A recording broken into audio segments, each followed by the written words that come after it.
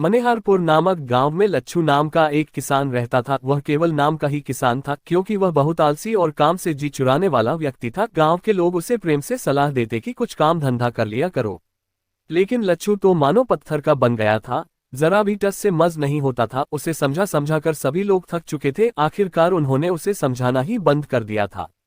वह सदा यही सोचता रहता था कि काश मुझे कहीं से गधा हुआ खजाना मिल जाता तो अपने लिए शानदार महल बनवा तथा ढेर सारे नौकर रखता तथा मेरा जीवन आराम से बीतता।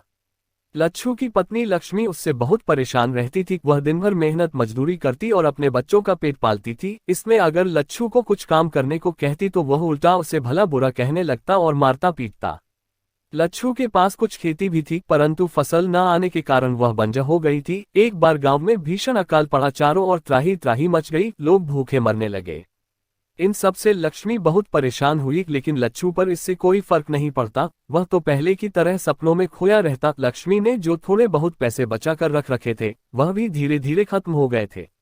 उन्हीं दिनों गांव में एक महात्मा आए हुए थे। वे बहुत अच्छे प्रवचन कहते थे। गांव वाले बड़ी श्रद्धा से उनके प्रवचन सुनते। उनकी वाणी ओजपूर्ण थी तथा माथे पर अद्भुत तेज था। लक्ष्मी ने जब उनके विषय में सुना तो वह भी उनसे मिलने पहुंची। उसने उनसे अपना सारा दुख कहा। लक्ष्मी की बात सुनकर महात्मा मुस्कुराकर बोले, बेटी धीरज रख, सब ठीक हो जाएगा। अच्छा जाओ और अपने पति को मेरे पास भेजो। उससे कहना कि संत उस गधे हुए खजाने के बारे में बताएंगे। लक्ष्मी ने महात्मा को प्रणाम किया और चली गई। घर जाकर उसने अपने पति से वही बात कही जो संत ने उससे कही थी।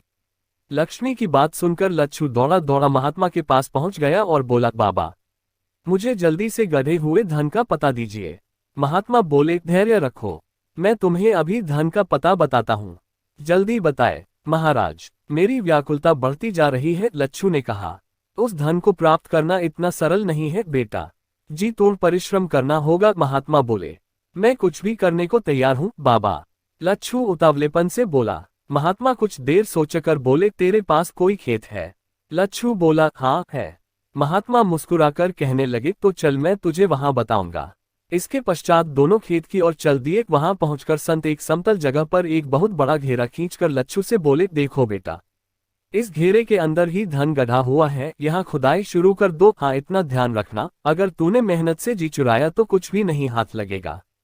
मैं आपके आदेशानुसार ही काम करूंगा महाराज, परिश्रम से जी नहीं चुराओगा। इतना कहकर लच्छू ने महात्मा के चरण छुए और फावड़ा लेने को घर की ओर भागा। महात्मा भी अपनी राह चल दिए। फावड़ा लेकर लच्छू तुरंत खेतों में वापस आ गया और महात्मा द्वारा बताई गई जगह पर खुदाई करने लगा। उसके मस्तिष्क में तो बस गधे हुए धन को पाने का ही भूत सवार था।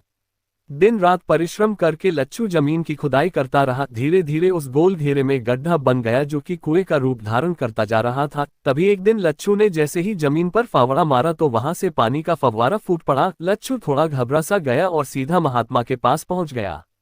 महाराज महाराज वहां धन तो नहीं मिला, लेकिन वह गड्ढा पानी से भर गया है। अब वह धन मुझे कैसे मिलेगा? धीरज रख बेटा, तू धन के बहुत करीब पहुंच गया है। महात्मा बोले, अब तू खेत की जुताई करके बीज बो दे और उसी कुएं के पानी से खेत की सिंचाई कर। कुछ समय बाद पौधे उगने से सोने की बालियां निकलेंगी और तू धनवान हो जाएगा। लच्छू को यह उपाय बताकर महात्मा बिना बताए अचानक गांव छोड़कर चले गए। लच्छू के सिर पर धन पाने का भूत अभी भी सवार था। उसने खेत की जुताई करके बीज बो दिए और उसी कुएं पानी से सिंचाई करने लगा। बीज से पौधे निकले और समय के साथ बढ़ने लगे। धीरे धीरे उनमें अनाज की बालियां लग गई। कुछ समय पश्चात अनाज की बालियां पक गई। लच्छू ने जब हरे भरे अनाज से लदे खेतों को देखा तो उसकी समझ में सारी बात आ गई। वो समझ गया कि महात्मा ने उसके आलस्य को दूर भगाने के लिए ये खजाने वाली कहानी गढ़ी थी। पूरे गांव में लच्छू की फसल जैसी फसल किसी नहीं हुई थी। लच्छू ने सारी फसल को इकट्ठा किया और शहर ले जाकर उसने उसे खूब अच्छे दामों में बेचा। उसके हाथों में नोटों की गड्डियां थी। उसने मन ही मन महात्मा का धन्यवाद अदा किया और अपने घर की ओर चल दिया। फिर अपनी पत्नी को अपने परिश्रम द्वारा पैदा किया गया खजाना सौंप दिया। को लाइक करें और मेरे चैनल को लाल बटन दबाकर सब्सक्राइब करें। हमारा एक टेलीग्राम चैनल भी है, इसको आप ज्वाइन करें। यहाँ आपको अमेज़न और फ्लिपकार्ट के प्रोडक्ट ऑफर में मिलेंगे।